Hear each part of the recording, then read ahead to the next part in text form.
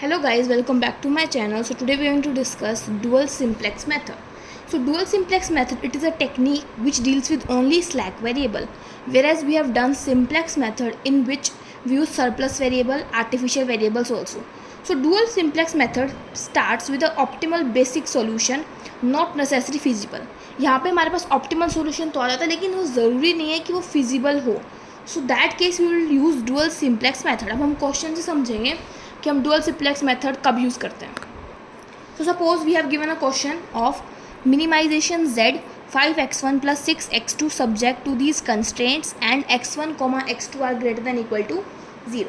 सो simplex method में हम क्या करते थे, हम बिल्कुल सिम्प्लेक्स मेथड की तरह इसको स्टार्ट करेंगे. जो मिनिमाइजेशन का क्वेश्चन होता है उसको हम किस में चेंज करते हैं, मैक्सिमाइजेशन में, बाय मल्टीप्लाइंग बाय -1. सो यहाँ पे मेरे पास बन जाएगा maximisation. So we have maximisation z star that is -5x1 -6x2. Now जो हमारे पास कंस्ट्रेंट्स हैं x1 प्लस x2, यहाँ पे ये चीज़ कम है तो हम क्या करते हैं, स्लैक के सरप्लस वेरिएबल इंट्रोड्यूस करते हैं. लेकिन डुअल सिम्प्लेक्स मेथड में सिर्फ हमारे पास स्लैक वेरिएबल्स का काम रहेगा. सो x1 plus x2, this thing is greater, so we have to add something. उससे पहले देखिए मैक्सिमाइजेशन का क्वेश्चन है. मैक्सिमाइजेशन के क्वेश्चन में सारे कंस्ट्रेंट लेस देन होने चाहिए, तो यहाँ पे हम माइनस लगा देते हैं. यहाँ पे भी minus is equal to -2. Similarly next में आ जाएगा -4x1 -x2 plus s2 is equal to -4. अभी मैंने माइनस क्यों लगाया यहाँ समझते हैं.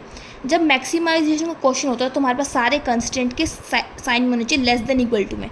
अभी लेस देन नहीं है तो उसको हम माइनस से मल्टीप्लाई कर लेते हैं. आ जाएगा -x1 -x2 less than equal to -2. Next equation आ जाएगी -4x1 -x2 less than equal to -4. अब ये चीज़ जो है कम है तो यहाँ पे हमें एक स्लैक वेरिएबल ऐड करना पड़ेगा. Similar this is also less, so यहाँ पे कुछ इंट्रोड्यूस करना पड़ेगा. लेट इट बी s2, जहाँ पे मेरे पास x1, x2, s1, s2 these are all greater than equal to 0. अब हम सेम सिम्प्लेक्स टेबल कंस्ट्रक्ट करेंगे जैसे हम सिम्प्लेक्स मेथड में करते थे. थोड़ा सा बस चेंज आएगा इसमें. देखिए क्या आएगा, CB B XB x1 x2 s1 s2. सो यहाँ पे मेरे पास जो फर्स्ट इक्वेशन है वो देखिए -1 -1 -1 -1 1 0. नेक्स्ट इक्वेशन है -4 -1 0 1. XB कौन है, जो हमारे पास राइट हैंड साइड में गिवन होती है वैल्यूज़ -2 एंड -4. बेसिक वेरिएबल कौन है, जो मेरे पास आइडेंटिटी मैट्रिक्स बना रहे हैं. यहाँ पे आइडेंटिटी मैट्रिक्स कौन बना रहा है, S1 and S2. So S1 S2. अब बात करते हैं CB, मतलब इनके कॉस्ट फंक्शन ऑब्जेक्टिव फंक्शन में. सो इनके कॉस्ट फंक्शन इंट्रोड्यूस करने के लिए हम लिखेंगे 0s1 प्लस 0s2. सो यहाँ पे कॉस्ट फंक्शन आ जाएंगे 0 0. अब यहाँ पे हम लिखेंगे CJ आ जाएगा -5 -6 0 0. अब देखिए यहाँ पे अगर हम फाइंड आउट करें ZJ that is summation of CBI XJ, वो क्या आएगा 0 0 से मल्टीप्लाई करेंगे 0 0 0 0. अब हम फाइंड आउट करते हैं डेल्टा J, जो होता है CJ minus ZJ. CJ minus Z that is -5 -6 0 0. So all delta J are less than 0, hence solution is optimal. जो सोल्यूशन है वो ऑप्टिमल तो है. अब मैंने आपको स्टार्टिंग में बताया था कि यहाँ पे ऑप्टिमल सॉल्यूशन तो आएगा लेकिन वो फिजिबल नहीं होगा. फिजिबल कैसे नहीं है, फिजिबल इसलिए नहीं है क्योंकि यहाँ पे स्लैक वेरिएबल्स की वैल्यू XB के अंदर नेगेटिव है हमारे पास. So it is not feasible. So यहाँ पे मुझे आउटगोइंग और इनकमिंग वेक्टर निकालने के लिए क्या करना पड़ेगा, ध्यान से देखिए. टू फाइंड आउटगोइंग वेक्टर, उसमें हम क्या पहले फाइंड आउट करते थे, हम इनकमिंग फाइंड आउट करते थे कि कौन सी वैल्यू डेल्टा J की पॉजिटिव है वो इनकमिंग बन जाता था. लेकिन हम यहाँ पे फाइंड आउट करेंगे आउटगोइंग वैल्यू. सो आउटगोइंग वैल्यू निकालने के लिए देखिए XB में जो है मेरे पास, जो राइट हैंड साइड में गिवन है -2 और -4, हम क्या फाइंड आउट करते हैं, इसका मिनिमम. So minimum of -2 -4. सो इन दोनों का मिनिमम मेरे पास क्या है, -4. -2 और -4 में से कौन छोटा है, -4 छोटा है ना. सो -4, इसका मतलब मेरा ये वाला S2 जो है वो आउटगोइंग होएगा. इसका मतलब ये वाली जो मेरे पास रो है इसको मैंने सेलेक्ट कर लिया. उसमें हम पहले सेलेक्ट करते थे कॉलम, यहाँ पे सेलेक्ट होगा पहले रो. सो आउटगोइंग निकल चुके. अब हमें फाइंड आउट करना है इनकमिंग. सो इनकमिंग वेक्टर निकालने के लिए हमारे पास एक फॉर्मूला है, या फिर आप कह सकते हो हम रेशियो निकालते थे ना जैसे वहाँ पे, तो यहाँ पे रेशियो निकलेगा डेल्टा के बाय ए आर के। डेल्टा के क्या है, minimum of delta J divided by A R जे, और ए आर जे जो है वो 0 से छोटा होना चाहिए। देखिए फॉर एग्जांपल डेल्टा जे की वैल्यूज़ हमारे पास सारी यहाँ पे क्या आ रही है देखते हैं। तो यहाँ पे मेरे पास डेल्टा जे की वैल्यू आ रही है -5 -6 0 0। हमें उसको डिवाइड करना है ए आर जे। ए आर जे वो रो होती है जो हमारे पास सेलेक्ट हो जाती है आउटगोइंग वैल्यू से। तो ये रो सेलेक्ट हो चुकी है, इसका मतलब मुझे डेल्टा जे डिवाइडेड बाय ये करना है, delta J divided bye -4, delta J this one divided by this, this divided by this, this divided by this. लेकिन नीचे वाला 0 नहीं होना चाहिए, लेस देन 0 होना चाहिए, तो ये तो 0 है, ये हम लेंगे नहीं। This is greater than 0, that will also will not take, तो हम सिर्फ यही लेंगे -4 और -1। सो मेरे पास क्या आ जाएगा यहाँ पे -5 -6, -5 के कोरस्पॉन्डिंग जो मैंने सेलेक्ट किया था रो उसके अंदर एलिमेंट है -4, और यहाँ पे एलिमेंट है मेरे पास -1। अब हम फाइंड आउट करेंगे मिनिमम ऑफ दीज। तो यहाँ से फर्स्ट आ रहा है मेरे पास 5/4, नेक्स्ट आ रहा है 6। सो 5/4 और 6 में से मिनिमम कौन ही आएगा, 1 पॉइंट समथिंग, दिस इज 6, तो मतलब 5/4 जो है वो मिनिमम है। सो 5/4 मेरे पास किससे निकल रहा था, इससे निकल रहा था, तो ये वाला कॉलम जो है वो सिलेक्ट हो जाएगा। इसका मतलब ये मेरे पास की एलिमेंट है, और नेक्स्ट टेबल बनाने के लिए मुझे इसको 1 बनाना पड़ेगा और इसको 0। So now to make this element 1 I will divide this complete row by -4। सो जब हम -4 से डिवाइड करेंगे तो हमें मिलेगा 1 1 1/4 0, एंड लास्ट वाला एलिमेंट मिलेगा हमें 1/4। ये x1 मैंने x1 की प्लेस पे लिख लिया था, लेकिन आपको यहाँ पे लिखना है। नेक्स्ट अब मुझे फाइंड आउट करना है इस एलिमेंट को मुझे 0 बनाना है। कौन से एलिमेंट को 0 बनाना है, इसको 0 बनाना है। तो मैं क्या करूँगी, ओल्ड मुझे ऑब्टेन करनी है new R2 new R1। So we will do old R1 plus new R2। तो दोनों को हम प्लस कर देंगे तो हमें यहाँ पे क्या मिल जाएगा, 0 मिल जाएगा, क्योंकि यहाँ पे ये 1 हो चुका है। तो जब हम दोनों को प्लस करेंगे तो यहाँ पे मिल जाएगा मुझे -1, नेक्स्ट इज़ 0, नेक्स्ट इज़ 1/4, और वहाँ पे था मेरे पास -1 से आ जाएगा -3/4, नेक्स्ट इज़ 1, नेक्स्ट इज़ -1/4। सो अब यहाँ पे इनकमिंग कौन था और आउटगोइंग था कौन था। तो यहाँ पे मुझे पता लगा कि आउटगोइंग है मेरे पास S2, आउटगोइंग कौन था S2, और इनकमिंग कौन है यहाँ से x1। सो यहाँ पे हम लिखेंगे x1 इज़ इनकमिंग और S2 जा चुका है, सो यहाँ पे आ जाएगा S1। x1 का कोफिशिएंट ऑब्जेक्टिव फंक्शन है मेरे पास -5, और S1 का है मेरे पास 0। यहाँ पे हम लिखते हैं CJ की वैल्यू विच इज़ -5 -6 0 0। अगेन हम फाइंड आउट करते हैं यहाँ पे ZJ, that is summation of CBIXJ। यहाँ पे आ जाएगा -5, here -5/4, here is 0, here is 5/4। अब हम फाइंड आउट करेंगे delta J, that is CJ -ZJ। Subtract करते हैं 0, next is -6 plus 5/4, that is -24 plus 5/4, so आ जाएगा -19/4। नेक्स्ट हमें मिल जाएगा 0, नेक्स्ट इज -5/4। अभी भी यहाँ पे ऑप्टिमल सॉल्यूशन तो आ रहा है ना ऑप्टिमल सॉल्यूशन, क्योंकि सारे डेल्टा J क्या है, नेगेटिव आ रहे हैं, लेकिन फिजिबल नहीं, क्योंकि अभी भी एक बेसिक वेरिएबल की वैल्यू क्या है, नेगेटिव है। तो दोबारा हम इनकमिंग वेक्टर फाइंड आउट करेंगे और outgoing. So to find outgoing value, outgoing value के लिए हम क्या करते हैं, जो XB में वैल्यूज़ है उनका मिनिमम लेते हैं। So minimum of -1 and 1। सो अगर हम -1 और 1 का मिनिमम लेंगे तो ऑफकोर्स -1 आ जाएगा मिनिमम। सो हमारी ये वाली जो रो है वो क्या हो जाएगी, सिलेक्ट हो जाएगी। इसका मतलब S1 क्या है मेरे पास, आउटगोइंग। यहाँ पे आउटगोइंग लिख लेते हैं हम, आउटगोइंग क्या है, S1। अब मुझे फाइंड आउट करना है इनकमिंग वैल्यू। इनकमिंग के लिए हम क्या करते हैं, ये फॉर्मूला लगाते हैं। इसका मतलब हमें डेल्टा J को किससे डिवाइड करना होता है, जो भी मेरे पास रो सेलेक्ट होगी उसके कॉरस्पॉन्डिंग एलिमेंट से। सो डेल्टा J मेरे पास ये आई है वैल्यूज़, इसको हमें इस रो के एलिमेंट से डिवाइड करना है। तो देखो फर्स्ट आएगा 0/0, 0/0 नीचे वाला तो नेगेटिव होना चाहिए, तो हम ये लेंगे नहीं। नेक्स्ट हम देखते हैं ये वाला -19/4, हम यहाँ लिख लेते हैं मिनिमम ऑफ -19/4 डिवाइडेड बाय -3/4। नीचे वाली टर्म नेगेटिव होनी चाहिए, इस बात का ध्यान रखना। नेक्स्ट टर्म 0/1, अगेन ये नेगेटिव नहीं है 1, तो इसको हम नहीं लेंगे। नेक्स्ट है -5/4 डिवाइडेड बाय -1/4, सो आ जाएगा मेरे पास 19/3, और यहाँ पे आ जाएगा मेरे पास 5। सो अब इन दोनों में से मिनिमम क्या है मेरे पास, 5 मिनिमम है। तो मतलब 5 किससे आया था, इससे आया था, सो ये मेरे पास रो सेलेक्ट हो जाएगी। अब मुझे क्या करना है, इस -1/4 को मुझे 1 बनाना है और यहाँ पे क्या बनाना पड़ेगा, 0 बनाना पड़ेगा। सो इसको 1 बनाने के लिए हम इस पूरी रो को मल्टीप्लाई कर देते हैं -4 से। सो मैंने यहाँ पे टेबल दोबारा लिख लिया। अब हम यहाँ से ट्रांसफॉर्म करते हैं नई टेबल में। सो यहाँ पे पहले इनकमिंग और आउटगोइंग लिख लेते हैं। यहाँ से इनकमिंग है S2 in place of S1, सो यहाँ पे आ जाएगा S2 और X1 तो यहाँ पे ऑलरेडी प्रेजेंट है जिसका कॉफिशिएंट मेरे पास क्या है, -5। S2 के कॉफिशिएंट क्या है, 0। XB की वैल्यू देखो, इस पूरी रो को मैं किससे मल्टीप्लाई कर देती हूँ, -4 से मल्टीप्लाई कर देती हूँ। सो इस एलिमेंट को मुझे बनाना तो इसको मैं मल्टीप्लाई कर देती हूँ -4 से। सो ये आ जाएगा मेरे पास 4 0 3 -4 1। अब मुझे क्या बनाना है, इस एलिमेंट को 0 बनाना है। यहाँ पे ध्यान रखना, मैंने -4 को फर्स्ट वाली रो से मल्टीप्लाई किया। इस वाले एलिमेंट को 0 बनाना है। 0 बनाने के लिए मुझे इस रो की हेल्प लगेगी। सो मुझे ऑब्टेन करनी है न्यू R2। सो मैं ऑपरेशन लगाऊंगी old R2 plus 1/4 of new R1। अब इसको मल्टीप्लाई करने के बाद देखिए हमारे पास क्या रो आती है। सो ये मेरे पास आ चुकी है न्यू टेबल। अब आप यहाँ पे देख सकते हैं कि यहाँ पे बेसिक वेरिएबल की वैल्यूज़ नेगेटिव नहीं है, तो इसका मतलब पॉसिबिलिटी है कि हमारे पास ऑप्टिमल और बेसिक दोनों सोल्यूशन आ जाए। तो यहाँ पे हम फाइंड आउट करते हैं ZJ again, that is summation of CBIXJ।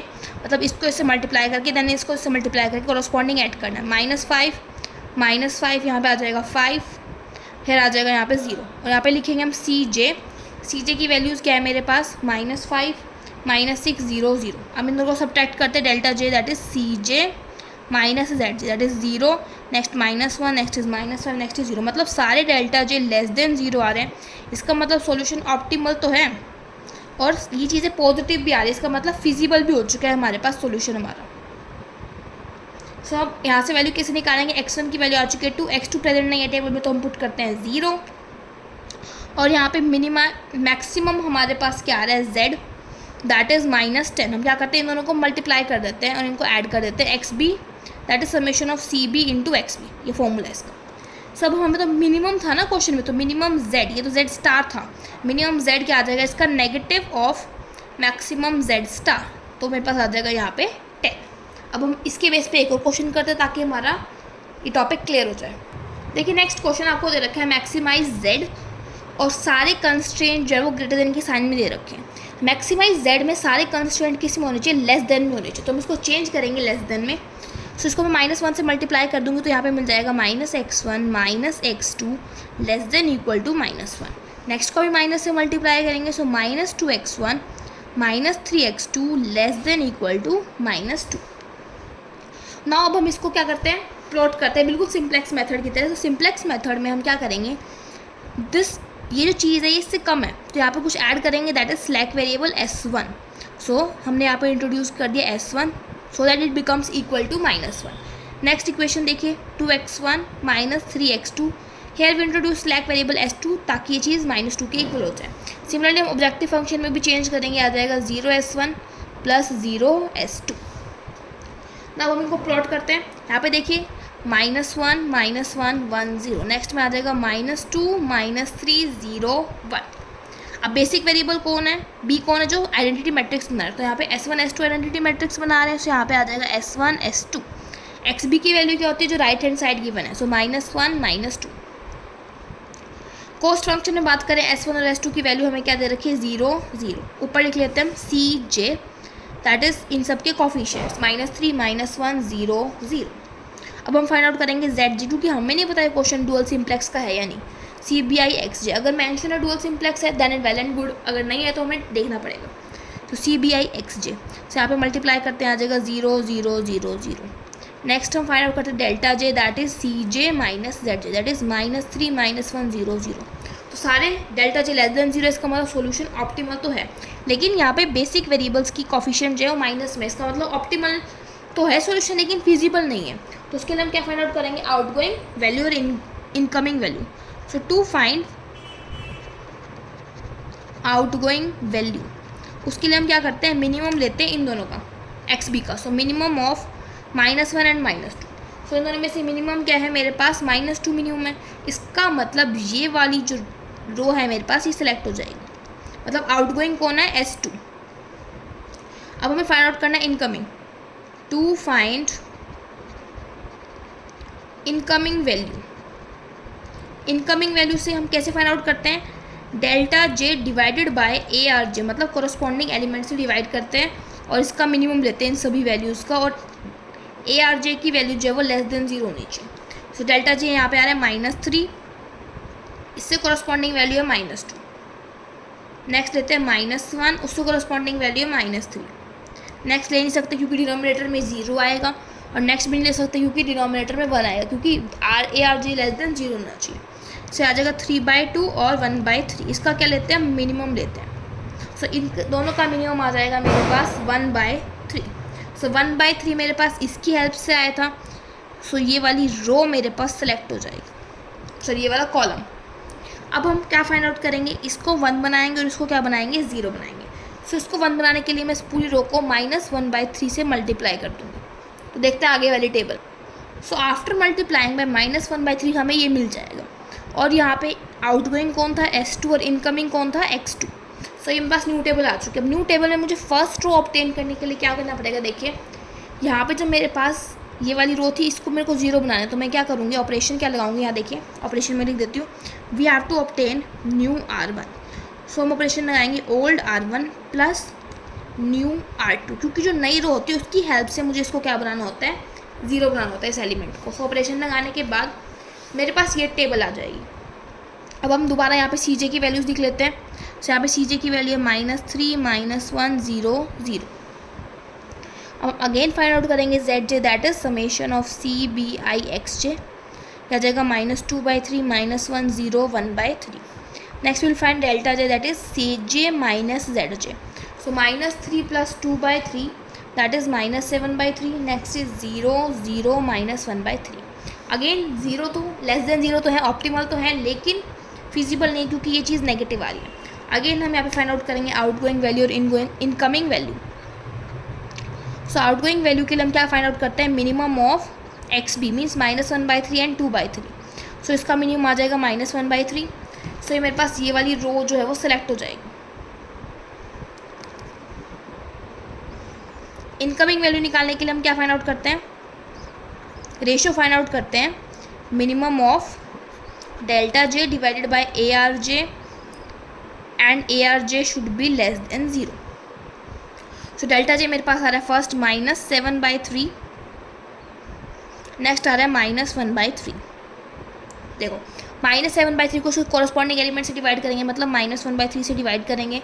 ये वाला हम ले नहीं सकते क्योंकि 0 है, ये वाला 1 है, नेगेटिव होना चाहिए डिनोमिनेटर। और नेक्स्ट वाला लेंगे -1/3 डिवाइडेड बाय -1/3, इन सब का लेंगे मिनिमम। से आ जाएगा मिनिमम ऑफ 7,1। सो इन दोनों का मिनिमम है 1, और 1 मेरा किसकी हेल्प से आया था, इसकी हेल्प से आया था।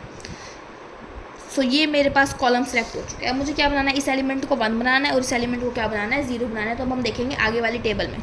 टेबल बनाते हैं। नेक्स्ट आ जाएगा CB, B, XB, X1, X2, S1, S2। अब मुझे ऑब्टेन करनी है न्यू R1। तो इसमें पूरी रो को क्या कर देती हूँ, -3 से मल्टीप्लाई कर देती हूँ ताकि मुझे यहाँ पे क्या मिल जाए, 1 मिल जाए। तो आ जाएगा 1, -3, 0, 1, 1। अब मुझे इस एलिमेंट को 0 बनाना है तो मुझे ऑपरेशन लगाना पड़ेगा। मुझे ऑब्टेन करनी है new R2। So I will make operation old R2 plus new R1। और यहाँ पे आउटगोइंग वैल्यू कौन सी है मेरे पास, आउटगोइंग है S1 और उसकी प्लेस पे आ रही है मेरे पास S2। सो यहाँ पे लिख लेते हैं हम S2, और यहाँ पे X2 तो ऑलरेडी प्रेजेंट था जिसका कॉस्ट फंक्शन है -1, और यहाँ पे है 0। So old R2 plus new R1 हमें यहाँ पे ऑपरेशन लगाना है।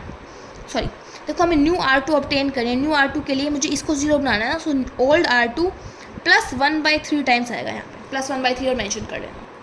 सो आफ्टर ऑपरेटिंग हमें ये रो मिल जाएगी। अब हम दोबारा फाइंड आउट करते हैं ZJ, that is summation of CBI XJ। आ जाएगा -1, -1, 1, 0। फाइंड आउट करेंगे delta J, that is CJ minus ZJ। यहाँ पे लिख लेते हैं हम CJ की वैल्यू सारी -3, -1, 0, 0। सब्ट्रैक्ट करेंगे, आ जाएगा -2, next is 0, next is -1, next is 0।